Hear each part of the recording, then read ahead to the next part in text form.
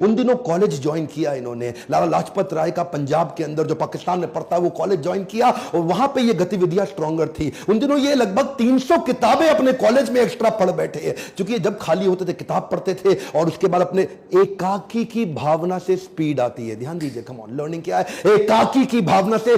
इसीलिए तो शहीद भगत सिंह ने 23 साल की उम्र तक वो सब कर दिया जो आज लगभग 90 साल के बाद भी हम उनको याद कर रहे हैं। 1924 में ये लगभग 17 साल के थे, मां ने शादी की तैयारी कर दी। ओए बेटा शादी कर ले, ओए कुड़ी बड़ी सोहनी है, ओए बेटा शादी कर ले, तेनू रोटी खवाएगी, ओए शादी कर ले, तेरा ध्यान रखेगी।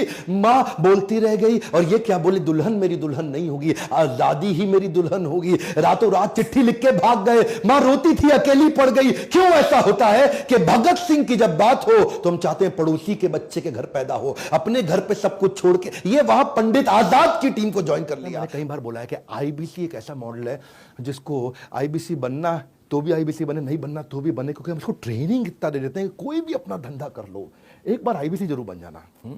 क्योंकि इस बार हमने एक नया रेवोल्यूशन लेकर के आए 2 साल के बाद। न्यू हायर इंडक्शन ट्रेनिंग जो आईबीसी की हो रही है वो हम अब अपने कॉर्पोरेट ऑफिस में करेंगे। तालियां तालियां तालियां, हाँ भयंकर तालियां, क्योंकि हर आईबीसी जो हमारे यहाँ ज्वाइन कर रहा है वो आएगा और मेरी टॉप मैनेजमेंट के साथ आकर के अटेंड करेगा ट्रेनिंग। उसमें मैं भी रहूंगा। मैं हर बैच में नहीं होऊंगा, आप वैसे पता कर लेना अगर आप आईबीसी बन रहे हो कि विवेक सर कौन से बैच में आ रहे हैं, मैं उसी में आऊंगा। विवेक सर कौन से बैच में आ रहे हैं, तो आप उसमें आओगे तो मेरी भी ट्रेनिंग अटेंड कर लोगे। आप हेड ऑफिस में आकर के देखना, इतना बड़ा इंफ्रास्ट्रक्चर है, इतने सैकड़ों लोग हमारे साथ में काम करते हैं। आकर के देखोगे आप आईबीसी बनने के बाद।